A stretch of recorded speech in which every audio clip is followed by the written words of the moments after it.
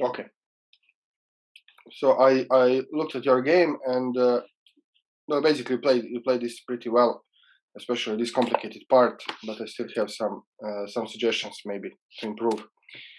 So okay, you played Scandinavian. You took. This is good. Sorry. Okay, he's attacking, and this is a good choice. So you didn't you let him take the pawn.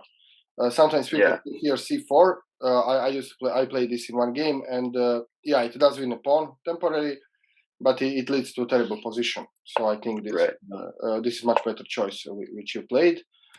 Knight to f3. Okay, I don't mind this move. It's just a normal developing move. He cashed in the pawn back. Just let me decrease the sound a bit. Okay. You castled. This is fine. And now you are grabbing space in the center. This is excellent. This is all fine. You are developing. This is good. Okay, so this is the moment in which I think you had a wrong understanding of the position. Okay, so if you look at this position now, so you have to notice that his king is in the center, and you have castled. So this is the first feature of this position. Another feature of the position is that he cannot castle so soon. So he has undeveloped bishop. So you have better development as his king is in the center. His king cannot castle soon, and you have already castled. So all these elements suggest to you that you should play in the center. So you should try to open lines and go to attack the king. So this move a3 is too slow. So you're probably preventing something like knight b4. You're looking to expand on the queen side. Yeah. So this is too slow. So when you have this kind of position in which his king is stuck in the center, and your rook is ready to come because you have castled and he cannot castle, then you need to forcefully open the position. So here you have d5. Even if d5 isn't safe, even if this loses a pawn, still it will be probably a strong move. So even if you need to sacrifice the pawn, this is what you should do. And in this position, I'm not even sure if you, yeah. I mean, if he takes, you take back. I mean, you have, you can't sacrifice a pawn. I mean, I think he can. Okay, theoretically he can take the pawn, but now you are just crushing him. So because I can just bring my rook in. Rook, you can bring your. I mean. There are many ways to continue. So now the concrete ways to continue you should see with the engine, which is the best continuation. But the important thing is that you understand these features of the position. That his king in the center, and you need to forcefully open the lines. So I think this is the moment in which you could. I think you could benefit by understanding this position and then apply this in the future. And similarly later, so when you played queen a4, okay, now finally you open the center, but you can see now it's too late. I mean, he already. So you gave him. If you look at his moves now, you gave him you played with your pawns. Okay, here you developed, but you allowed him to castle. So you allowed him to put his bishop and to castle while you were pushing your pawns. So this is a missed opportunity. But okay, now you are opening the center. But now it's too late. Now the king is not in the center, so it's not as effective. I still think this is a good move. Okay, computer thinks there is a better move, but it doesn't matter. I still think this is a good move, but maybe a little bit too late. And then, okay, you're maneuvering your pieces. Yeah, this move. So again, you need to look at the position. So you can see that his king is actually lacking defenders. The queen is completely locked thanks to this pawn and these other pieces. So his queen is locked out of the defense.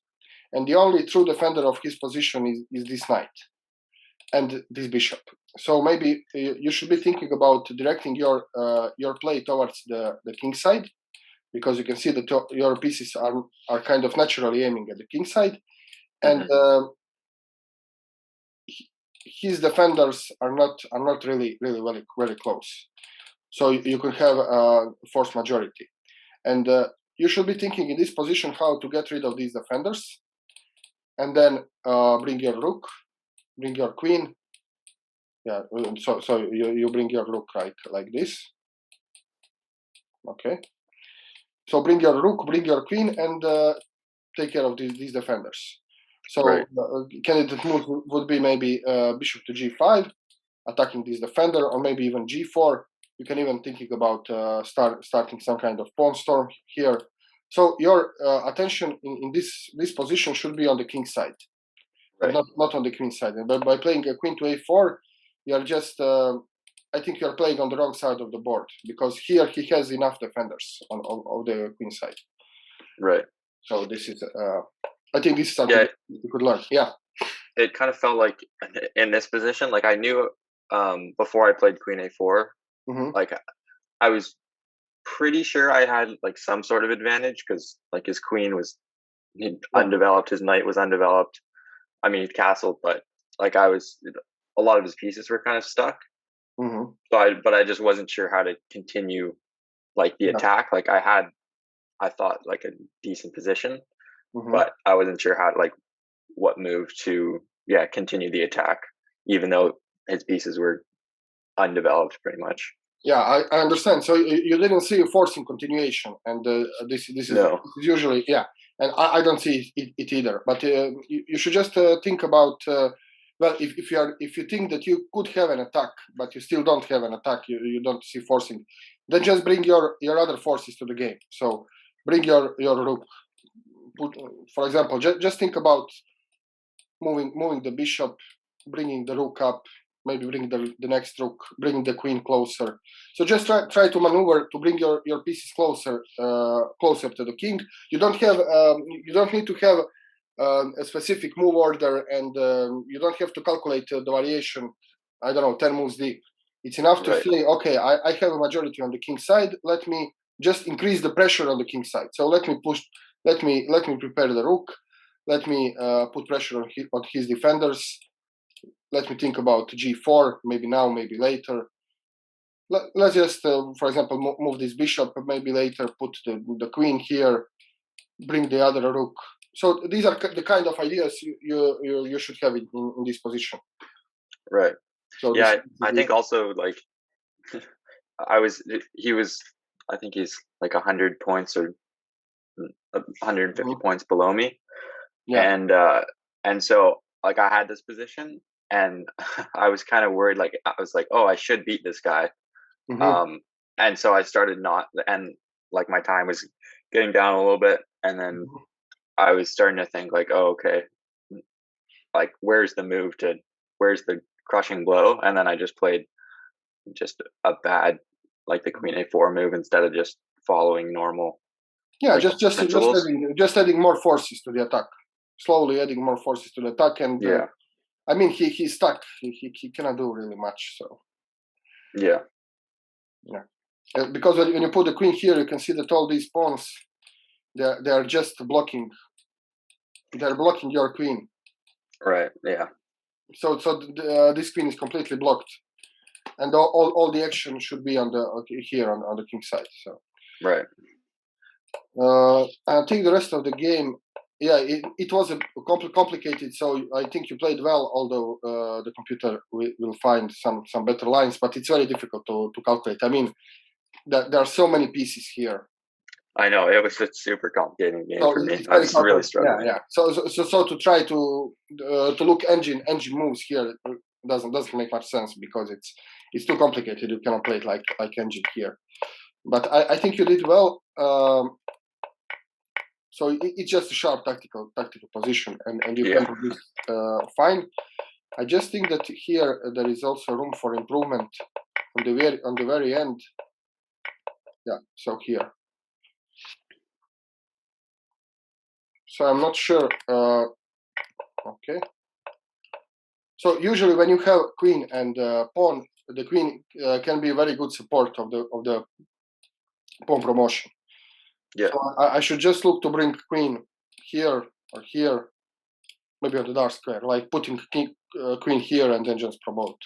Because you know, when you have king and pawn, then if the king is near the pawn, then the king can protect the pawn, and queen is even more effective. So maybe here, okay, it doesn't really matter here because you're winning anyway. But maybe in a similar position, I would try to put my queen here, or maybe here, and then just advance the pawn. Yeah. So this is usual technique. So you want to keep your queen close to your pawn, and then to advance. So this is what I would do, especially here. Okay, here you did it. Okay, but now his king. Yeah, now his king is too close. So maybe you.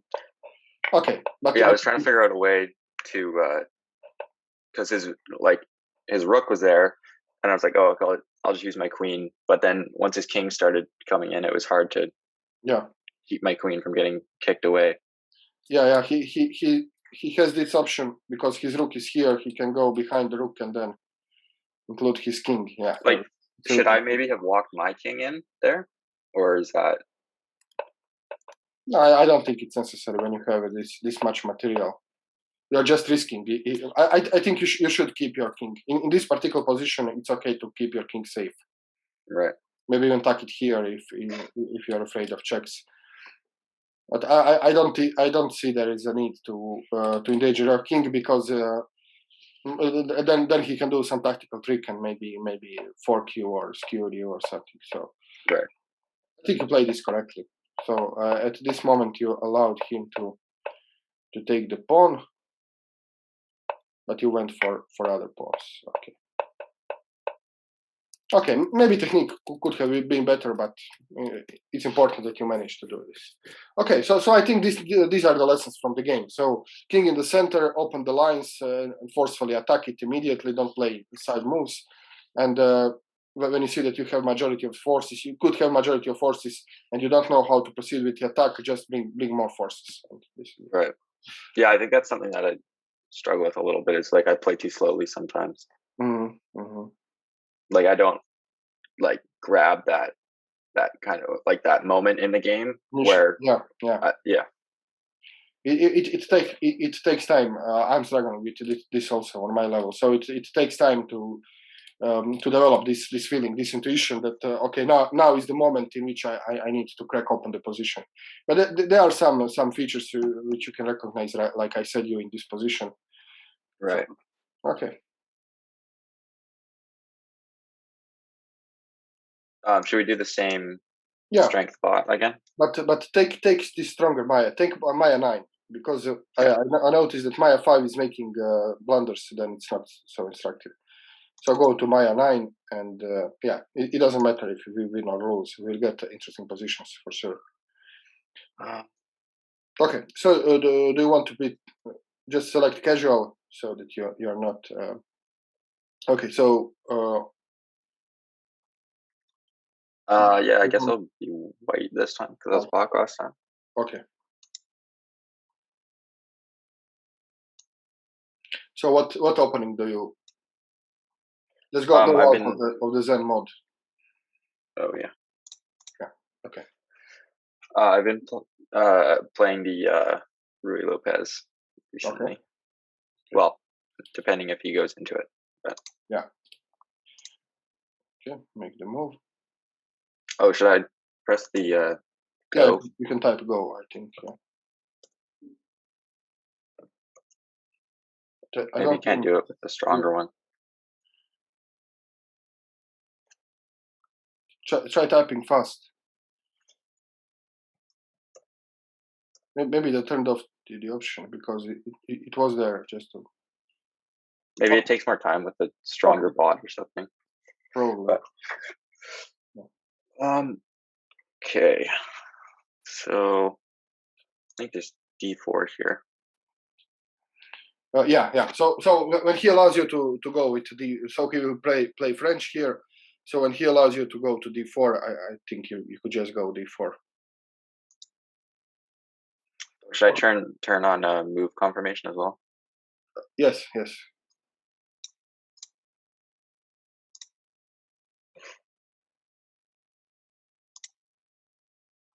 Well, I hope the bot will not take much time because just a few days ago it has this option to playing fast. Maybe they turned this off. Maybe it was really slowing.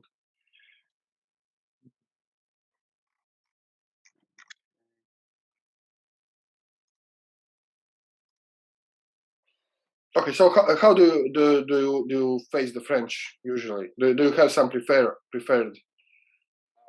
I don't know a lot about the French, but I normally just take. I think I haven't played it a lot recently, but you play exchange French. Okay, yeah, let's try. I think by playing advanced French, maybe you should look at. I can send you some videos. So play B5 and advanced French will give you many interesting positions in which you will be able to learn. But if you never played advanced, then play now. You can play what I mean, I'm fine to play advanced right now too. It doesn't matter.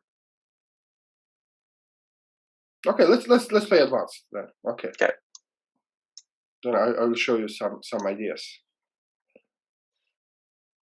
Okay, now he's challenging your pawn chain. So the usual. Do you know which is the usual response here? Is it C3 maybe? Yeah, because you want to have your pawns, your center pawns.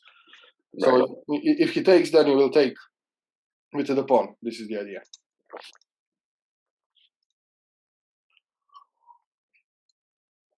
Okay, what move do you think now is the best? So I can pin his knight with bishop G or B5. Just play a standard knight F3.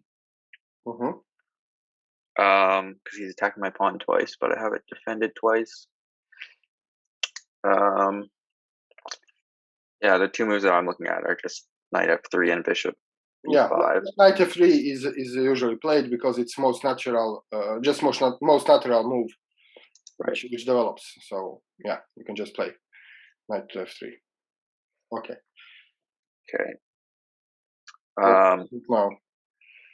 Now in this advanced French, everything revolves around D4, as you will see, D4 pawn. So right. you I've carefully count the attackers and defenders. Yeah. Okay, so he's attacked my pawn 3 times. So takes. So I have it sufficiently defended right now, I think. So I can't pin his knight anymore because he has that square guarded. And this pinning the knight usually doesn't work anyway because he can just play A6 and then kick it away, and then chase away your bishop all the way to C2. So I could play knight D3. No, that drops the pawn. Bishop E2 seems pretty logical. Just castle.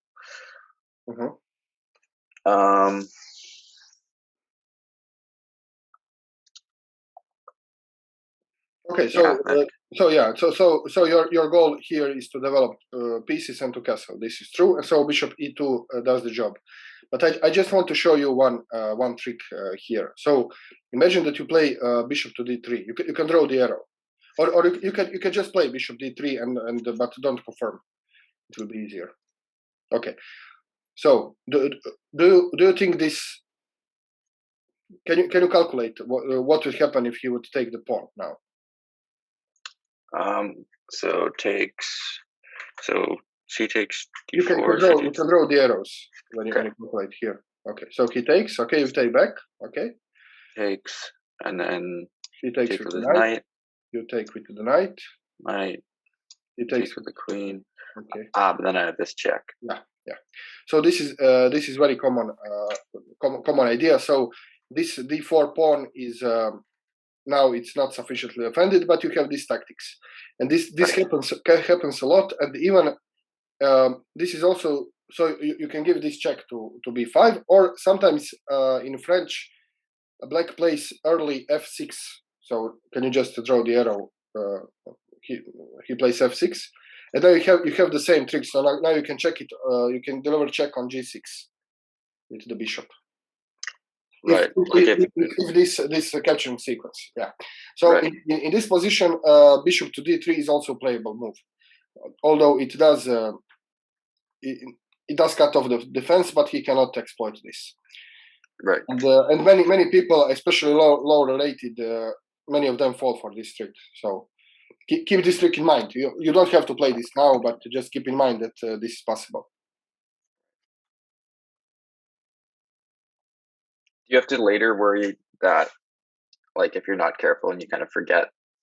Yeah, you do. So probably if he plays here, for example, bishop d7, then d7.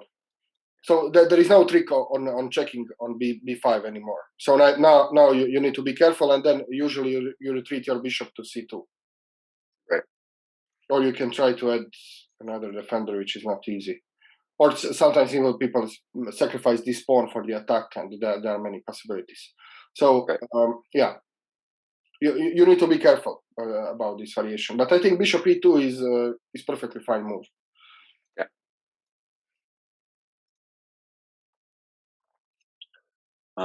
Okay. Just castles here. Anything else? Yeah, so castles is definitely one of the option, and now you can think how to continue your development. So some people play here. I'll just tell you the ideas. It doesn't matter move order. So the idea is a3, and can you draw the arrow just to show you? So the idea of a3 is if he takes the pawn, so draw the arrow c takes d4, you take c takes d4, and now this b4 square, you can just select, now this square becomes available for his knight. So people sometimes play here a3 just to stop this knight coming to b4. So this is one idea. Okay, you can move the arrows, and another idea which people play is to play knight to a3, and then remaneuver to c2. Yeah, and then from c2 it covers d4 pawn. Okay. So one idea is to play a3. One idea is to play knight to a3 or to castle immediately. So these are typical ideas in the French. Right. Okay. You can choose whatever you want. I think I'd probably just castle here. Mm-hmm.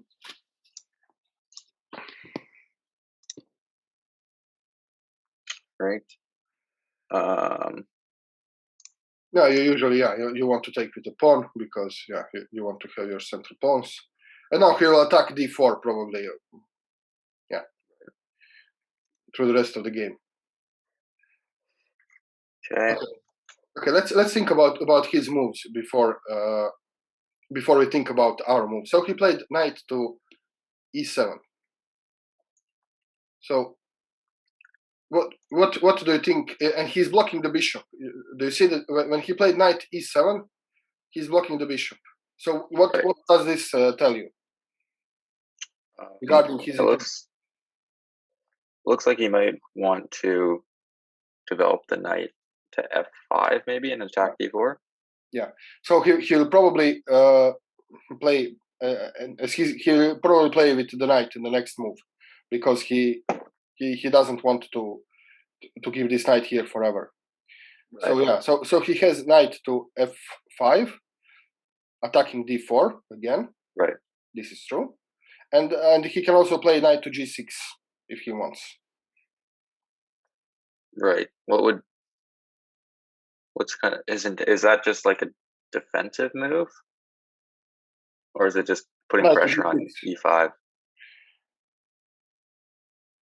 Knight to g6, it has some other ideas involved, like playing f6 and then pressuring e5.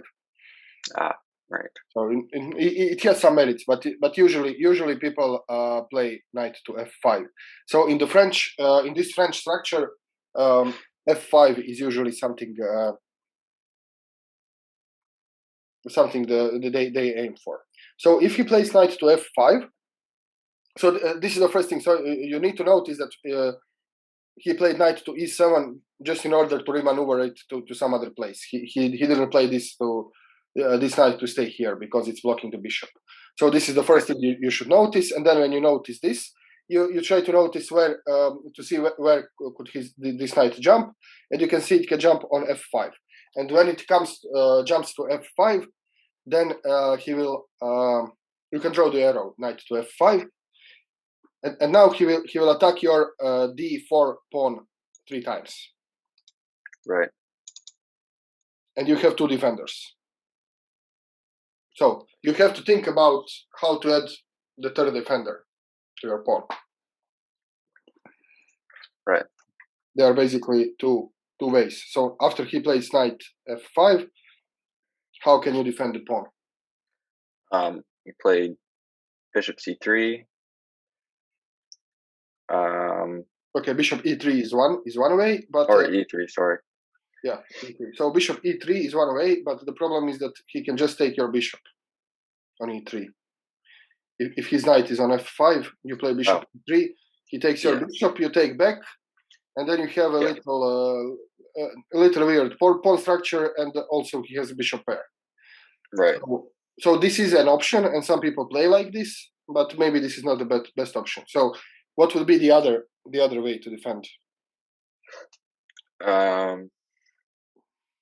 Well, I could bring my knight to like you were saying earlier to a3 and then back to c2. Yeah, exactly. And if you want to do this, you have to do this now, because now if you play some other move, let's say you play h3, and he plays knight f5, then it's too late. You don't have time. Right. Yeah. So this is why it is important to think for your opponent.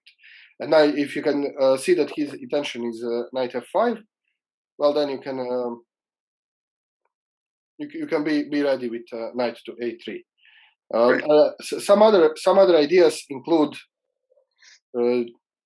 some more aggressive ideas include g4 here. So by playing g4, you're just preventing him from come to f5 in the first place. Right. So g4 is aggressive idea, and it is also something which is playable here. So g4, and then, well, he has to play knight to g6, and then so it's then you can continue with h4, maybe just advance your pawns and play aggressively and play for some kind of an attack. So this is also an idea, g4, but a little bit unconventional idea. So you can choose what. Does black normally castle queenside in these kind of positions, or does he castle kingside? He castles kingside, because if he castles queenside, he has only 2 pawns on the queen side, and the c file is open. Right. But if he castles queenside here, you can just bring your rook to c1 and start attacking him. So so usually in the French, black usually either castles kingside or stays in the center. It's also an option. Sometimes black just decides to stay in the center, black's king, because this pawn structure is pretty solid, pretty fixed. So if king is in the center, it's not easy to open the position and to attack the king in the center. Right. So either king is in the center or on the king side. This is usually the case. Okay. So you can I just turned off for a moment. So you can so you can choose what do you want. Just be aware of all possibilities. Yeah. Right. I think knight a3 seems pretty good to me.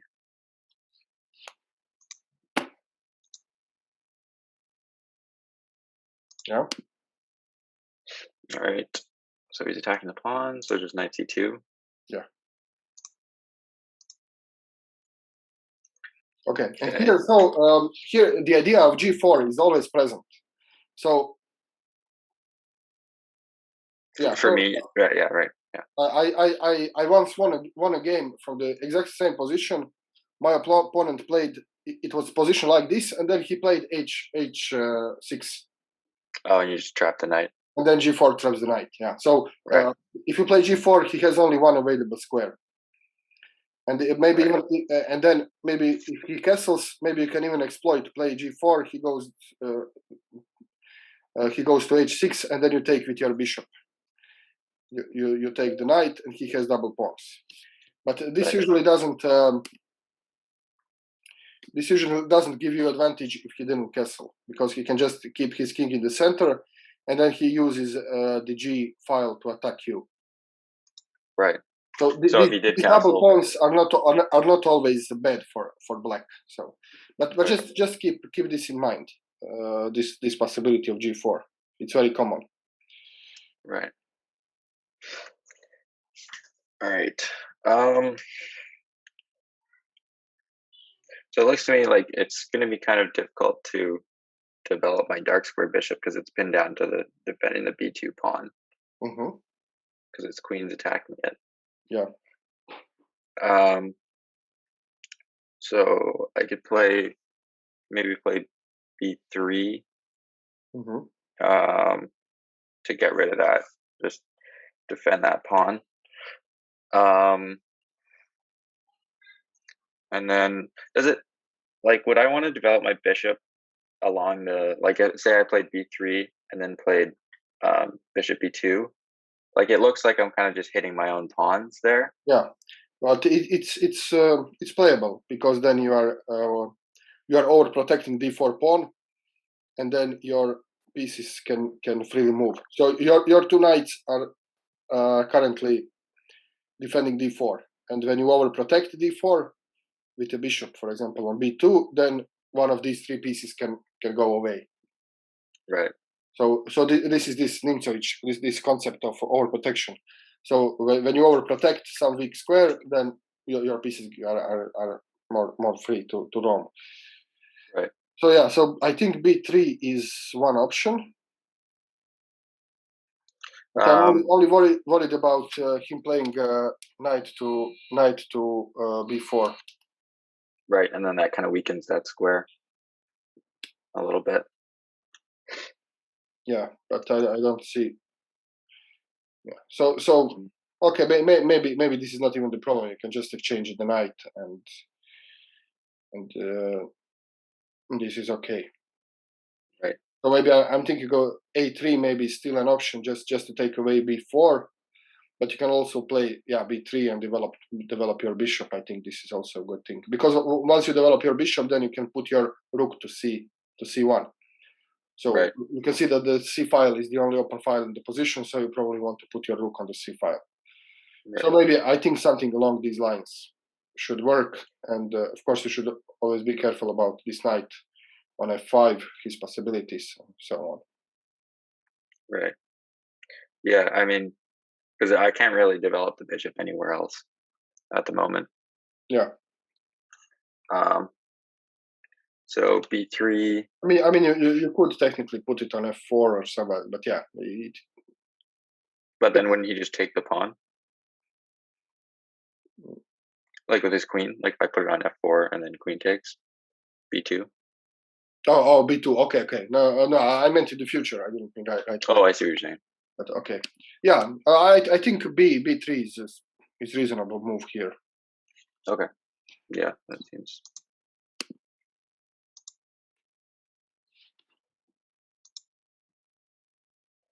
Okay, just castles, and just continue on with my plan of playing bishop b2. So now, yeah, but you can again consider g4, because now he castled. Oh right, yeah. So maybe g4, knight h6, bishop take h6, g takes h6. Maybe then I could something there. I'm not sure, but it's possible. So this is definitely something you should consider. Right. Because then I can bring my queen in. Before castling, it's not advisable. But after he castled, this exchange on h6 could be something you could work with. So. So if I played g4,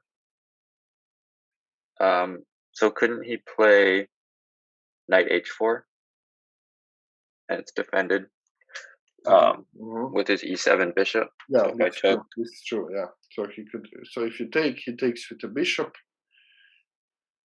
and then it's not so clear. Because then those squares, I've just weakened my king. Yeah. Yeah.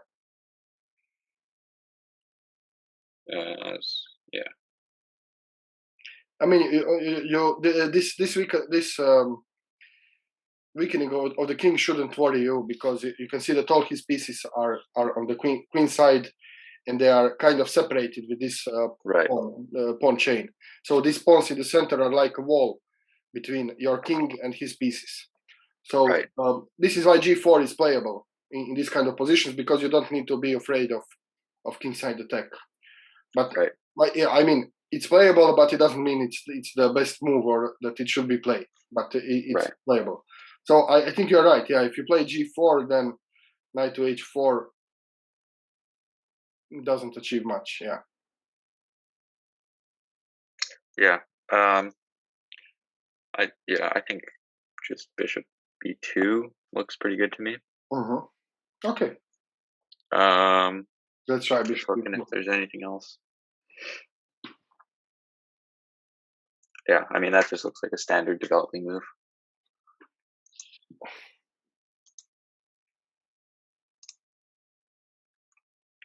Okay. c8. So now I could also play rook c8. So I have some control over the open file.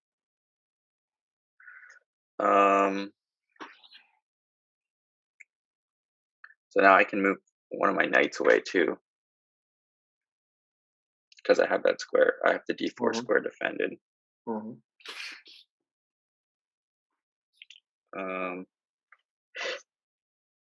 I can develop my queen, but it doesn't seem like it's like I could go to d2 or d3, but it doesn't seem like those are like, I know where my queen's going to go right now.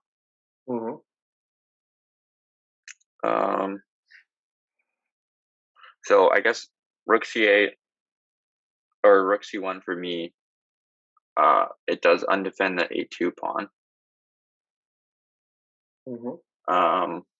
But then I can just play, well, like if he attacked the a2 pawn with his queen or something. So rook c1, if he played queen a5, or queen a5, then it's kind of hard to defend that pawn without weakening my b2 pawn, I guess, or my b3 pawn. Because if I played like a3, you would have to move it to a3 or a4. It will weaken your pawn, but I think you can defend it. I mean, it's not good to have your rook doing nothing but protect a2 pawn. Right. So you need to activate your rook. Your rook cannot be passive, just defending one pawn. Right. So the rook is a powerful piece. It should be doing much more stuff on the board than just defending the pawn. So I think you shouldn't be worried about a pawn, because well, you can defend it in several ways. You can play a3, it will be defended. You can play a4, it will be defended. You can play maybe a3 and then later play b4, for example. Right. And then you got both of these weaknesses covered. Right. So I think well, he's fighting for the open file.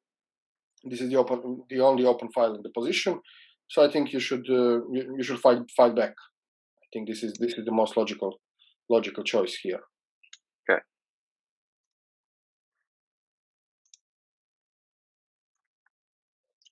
Okay.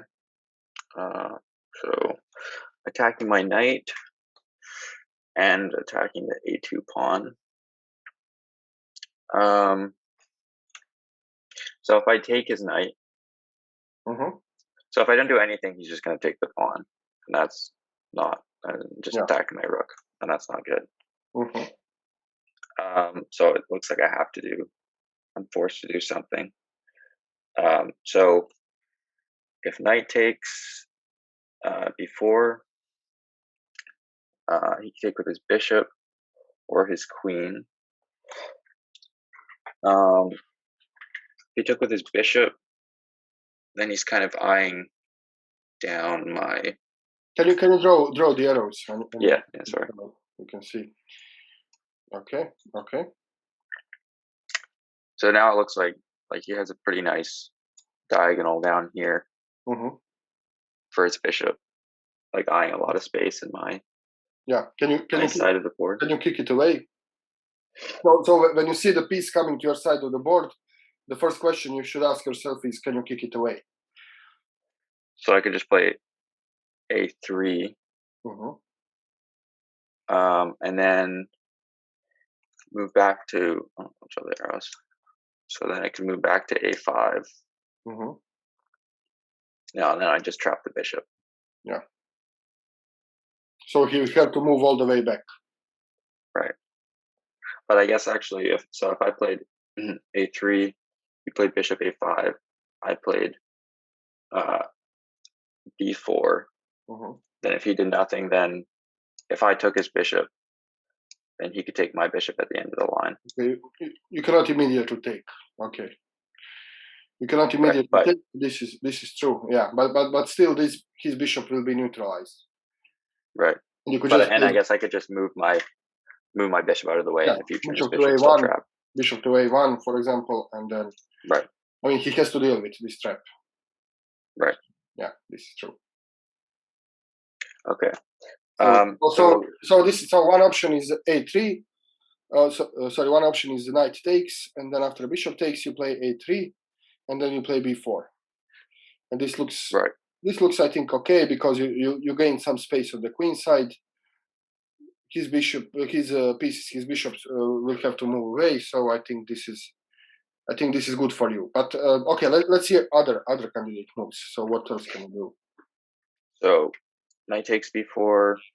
So I could take with the queen. And then I could just kick the queen away again, I guess. With that same idea, I think.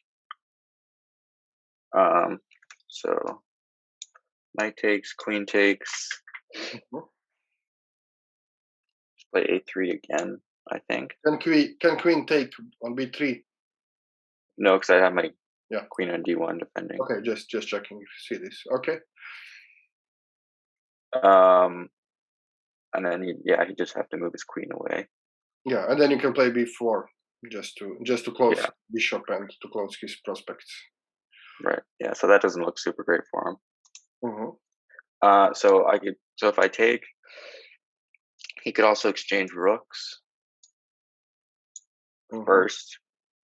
And then I would probably take with my queen. And no, I still have that pawn defended. Okay, so hold on. So knight takes b4, rook takes c1, queen takes c1, and then I guess he'd have to take the knight at the end of that line. Yeah. And then the same. The problem is if you take with the queen, he has another tempo. He can play rook to c8. Right. Then you have to move the queen. So maybe it will be better to take with the bishop. Right. So you don't want to give him a tempo. Right. Because then he'll control c5. So if he inserts this move, then probably taking with the bishop is the right choice.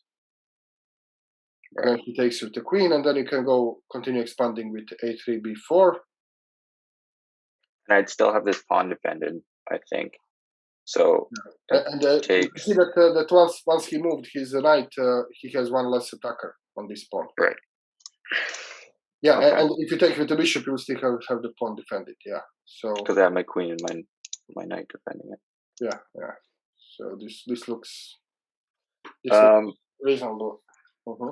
Yeah, I mean that because if I don't take his knight, I'd be forced to either defend the pawn, which doesn't make a lot of sense.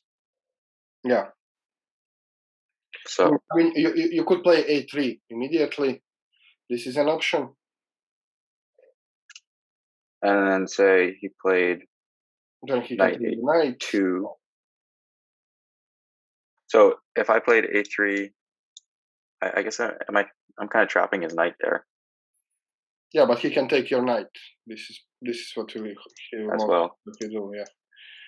Right. So if he takes the knight, you take with the rook. He takes with the. Can you draw this? Yeah, he takes with the rook. So he takes your rook there. Yeah, and then you take with the queen, and then he plays rook c8, and you can see that he conquered the line, and he has 10 points. You have to move your queen away. Right. So this is probably not the way to go. Okay, so what is the final decision? I think just taking his knight. Yeah, it seems most reasonable. Okay. Okay. Now let's. I know we calculated this before, but you should always check your calculation again. So we were thinking a3. Okay. So does he have any? I mean, he can insert rook takes c1. So a3, rook takes c1.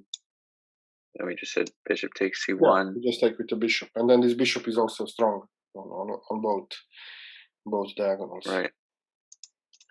So, and then if I played a3, we said if he went back to a5, then we can just play b4. Mm-hmm. So he'd probably, so if I played a3, he'd probably come back to e7 most likely.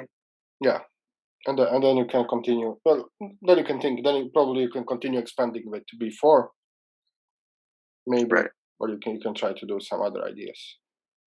Right. Okay. Yeah, I think a3 makes sense. Mm-hmm.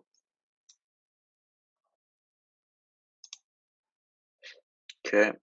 So now he's coming back. So I'm also seeing. Oh, never mind. I was gonna say that he could bring his knight to g4, but my knight guard's back, so it's not an issue. So I think b4. I think so. I don't see how can he do anything about this. Yeah.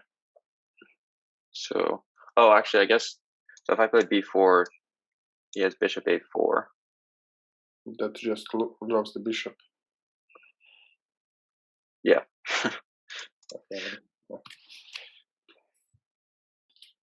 I was just thinking. I mean, yeah, he can those squares. He could do something like queen a6, and then bring bishop to a4, but you just move the queen.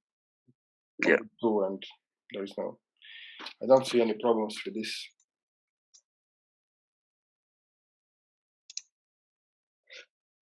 Okay. Yeah, now he wants to exchange. This is also a very typical idea in the French. So the black wants to exchange light square bishop. He always wants to do this. And yes, now he's forcing you to exchange dark light square bishop, and this is a small victory for him. But he probably is that because yeah. Is that because he has all his pawns? Yeah. On light squares. Yeah, and this is his weak bishop, and he has problems developing it, and probably all this operation, the idea behind knight to b4 was to exchange the bishop. So right. This is probably why knight b4 was played in the first place, to exchange the bishop. This is very common. So he calculated that when he plays knight b4, all this is calculated, and then he can exchange the bishop, and this was the point. Right. So now do you want to take the bishop or Hida? Yeah, I mean. So if I take, his queen takes.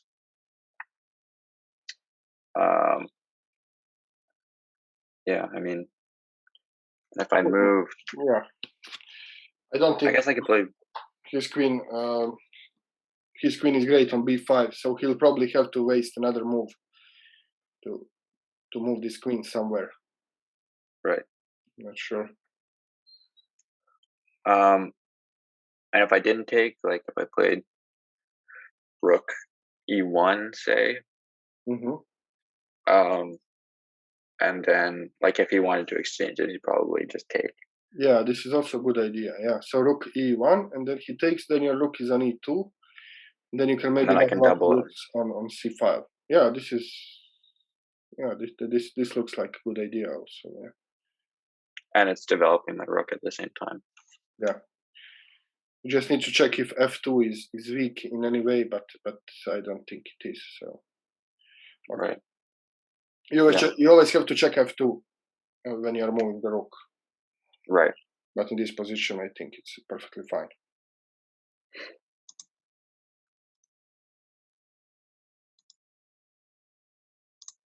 Just take.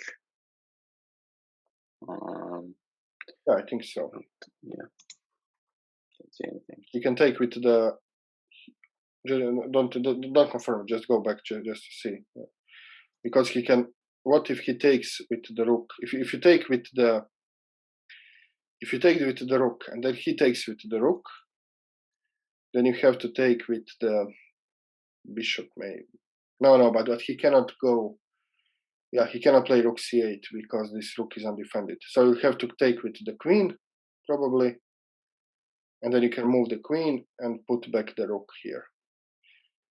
So you're saying, so if I take with the queen, right, because he couldn't play. Yeah, but he can't because rook c8 is undefended. Right. He doesn't have this bishop on d7 anymore. But I was thinking, and if you take with the queen, then maybe it's a little bit simpler, because if he takes, then you can just take with the rook. But he doesn't have to take.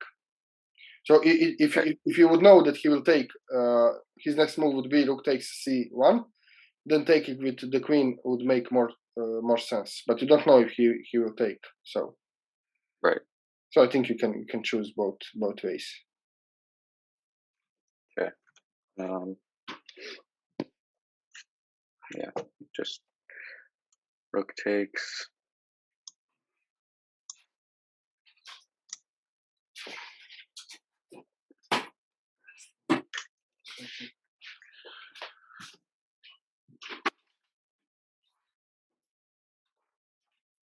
Something down. Okay. So I took with the rook. So yeah, now I could just play. Yeah, I told you before that taking with bishop is better because he had rook c8 if you take with the queen. But now if you take with the queen, he doesn't have rook c8. Right. So this is maybe why. Yeah, I think taking with the queen makes more sense. Yeah. Yeah, because then I also have my queen on this diagonal, kind of pointing towards his king. Yeah.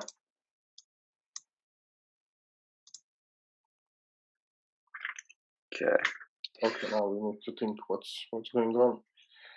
So a5. So what are his threats? So he's threatening to just take the pawn on b4 and win the pawn. So if I take his pawn, his queen could take, and then yeah, I don't know. I don't see what he's doing after that. So the one candidate is to take the pawn, and then he takes with the queen. Okay. And then he's attacking your a3 pawn twice, and you are defending it twice. I guess he could bring his rook to a8. Yeah, you can probably start to pressure your a3 pawn. And actually, it's not super easy to defend it, is it? Because my rook can come to e3. Yeah, this is true. So. So yeah, so maybe that's not ideal. So another thing you should be thinking about is to try to protect the pawn. But the problem is that this pawn is attacked 3 times and defended only once. Right. So you cannot defend the pawn. Right. So you don't have much choice in the matter, I think. So takes.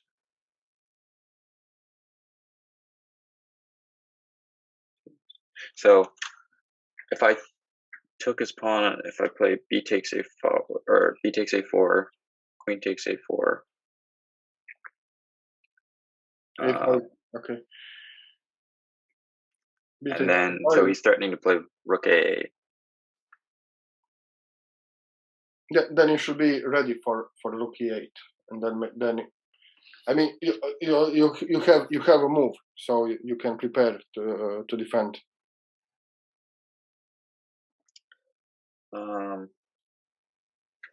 So I guess I could just bring my rook, play rook c2, and then bring it to c3 maybe.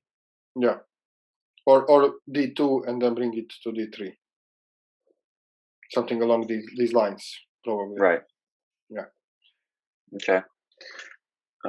So takes, queen takes, rook c2 or d2.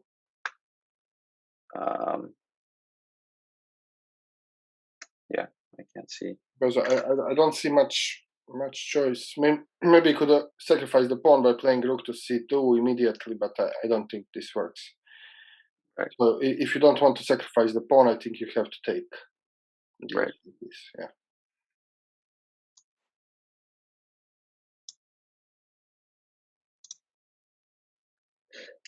Queen takes, so I play rook d2 or c2.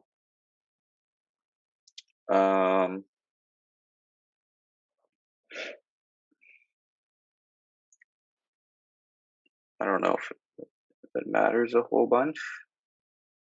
Or there is another option. I think you can try to exchange queens maybe, but then he can just decline. Right. Yeah. So queen d2, for example.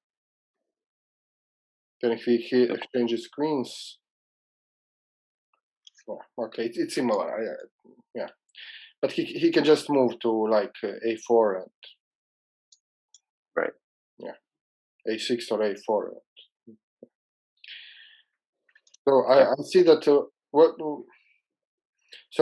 what do you think is better, rook to c2 or rook to d2?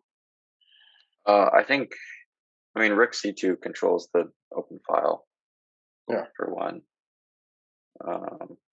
Yeah. And the d4 pawn, I think, is sufficiently defended because it's defended by two pieces.